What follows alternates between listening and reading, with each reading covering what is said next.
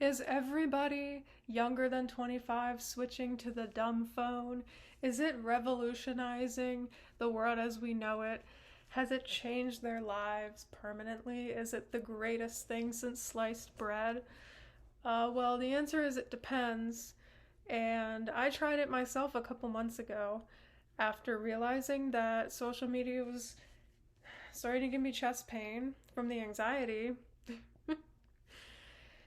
And I decided to go to the store and get this Nokia 2780 Flip. I got this from Target a couple months ago, like I said, so it's probably still in stores if you guys want to try it out yourself. That's the kind I used. Here she is. Whoops, I didn't mean to do that. Cute, right? We all like walking around with our cute little flip phones. I switched off from the Samsung S23 Ultra. And how did it go? It's a long story. When I first switched to the flip phone, I absolutely 100% found that I felt a lot better. I slowly forgot that urge to constantly just like tap and check it and look over and check it and tap it. That urge kind of dwindled even after switching back to my smartphone. It was helpful at first. I was getting a lot of reading done. This is what I'm reading right now. Dune sequel. And I got a lot of playing games and a lot of artwork. I got a lot of knitting and crocheting done. Honestly, the first little while with my flip phone was really nice. There are some workarounds with this phone that I was able to do. One of those is music. I usually use Spotify. However, I also use Bandcamp and I also torrent a lot of music. So I already had a lot of it downloaded locally, which means I was able to put my favorite albums on my flip phone. Um, not, I mean, the problem is that there's very little storage, and for some reason, it wasn't reading my SD card. I was not able to add additional storage to this. You technically can, but it didn't work for me. So I had very, very little storage, like probably 5 gigabytes of storage or something like that. So I had to really, really pick my favorite songs. I did find out that Maps is part of the phone. However, it only gives you the directions. It doesn't give you live updates. So if you remember when you'd have to print out directions and just kind of read them, that's really what you're working with. I use public transit. I don't have a car. Um, so it's not that bad. If you're driving, though, you probably don't want to be switching. Like, you have to press the next button every time you perform a direction. Probably not the safest thing to do while you're driving. But like I said, I take the train and I take the bus. So that was pretty easy. I didn't have to worry about transit and stuff. But I did have to get a physical transit card because I usually use my phone as my transit card. Obviously, I wasn't able to do that, so I had to get a physical card. So for a while, I was feeling so cute with my phone. Obviously, it was adorable. It didn't come in black, sadly. It was very, very, very unfortunate. But I felt so cute with my phone. I would hang up on people. I wouldn't hang up on them. I would hang up after a conversation and boom, it was adorable. But I started running into problems pretty quickly. First of all, the texting sucks, obviously. I was not able to find a QWERTY keyboard phone that was reasonably priced. The Unihertz it was not compatible with AT&T, which is what I use, so I couldn't get that phone.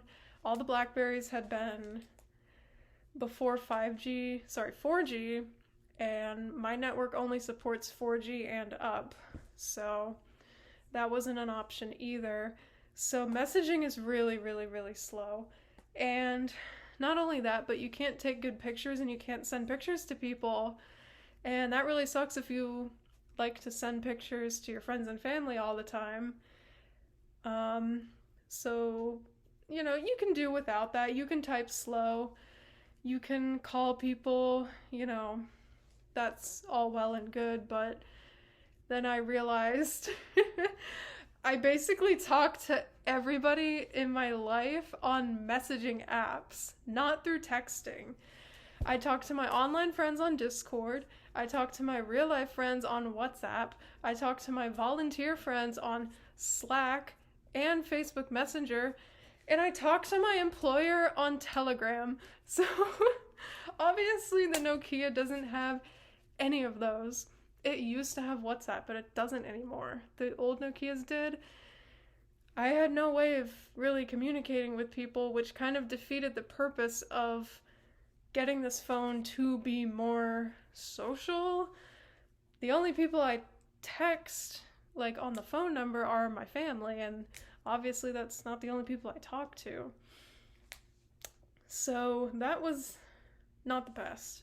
And once again, you can live without it, but if people are in the group chat making plans, talking about stuff, you're completely missing out on the conversation, and it kind of defeats the purpose a little bit because you got your phone to talk to people more and be more in the world. But really, messaging apps I don't think are very bad because there's no scrolling, there's no content, you're just talking to your friends and family, and those weren't available to me.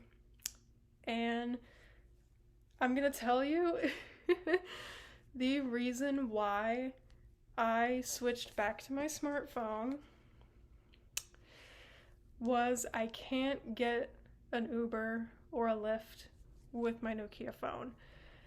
I will repeat, I don't have a car. I use public transit and I use Lyft to get to doctor's appointments, anywhere I want to go, getting my nails done, going to visit people.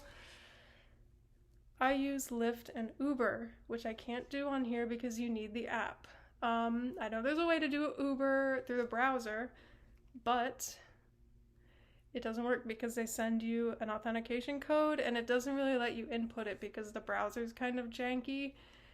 And when I had to switch back to my smartphone to get a Lyft, I just kept it in my smartphone. It was becoming too much to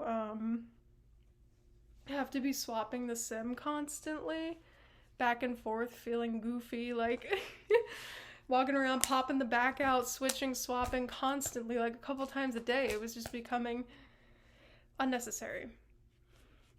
It was becoming unnecessary, and not only Lyft and Uber, but I need my phone for two-factor authentication, which is used for a lot of things that you need to log into, and the recreation center where I live. So going to the gym, going to the pool, I need my smartphone because there's an app that opens the door. Obviously, I think a lot of people watching, they use their phone for that kind of stuff. Open doors, two-factor authenticate things, password management, and I just had to switch back. It was becoming unrealistic. I wouldn't be able to get around the world, without my smartphone, unfortunately. So that's what made me switch back. All in all, I'm not super mad at my time with my Nokia phone. I think it was fun. I mean, it's nice to disconnect, but eventually you want to be involved in your friends' group chats and conversations, and you want to know what's going on and what the plans are, and you want to be able to send people pictures and take good pictures and, get your passwords, order an Uber, just have all those things. Obviously, if you're somebody who doesn't need any of that, you live in a town where you already know where everything is. I live in a big city. I just moved to a big city. I don't know where anything is. I have to look it all up. I don't have a car. So if you don't talk to anybody on messaging apps, if you don't need navigation because you know everywhere where you live close to you, if you don't need it for two-factor authentication, you don't need it to open any doors, you don't need it to do anything like that, it can be a realistic option for you. The first reality is that I don't think the vast majority of people can use a flip phone with the lack of features. And the number one reality of this entire experiment is that it's not gonna stop you from still using your smartphone on Wi-Fi, going on social media. I would just lay down in bed and still use YouTube anyway. What was the point of any of that? And as soon as you get your phone back, you just kind of go back to how it was. It's not gonna fix your problem. The reality of this experiment is that you have to fix the problem on its own. Getting a dumb phone's not gonna stop you from having anxiety. It's not gonna stop you from being scared of the world and the news and everything going on. It's not gonna stop any of that. So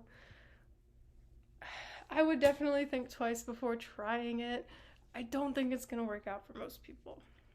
But maybe it's just a fun way to, step back and try something different. If you don't mind changing the SIM, swapping it back and forth constantly, it can be for you, but I don't know. For me, it was a failed experiment. Have you guys tried the dumb phone? What kind of dumb phone did you try? Why did you try it? What do you think would make the perfect dumb phone that you would actually buy? Would you buy a dumb phone if it had messaging apps? Tell me all about it. It was definitely an interesting experience. I want to hear about what you guys did. Okay, bye.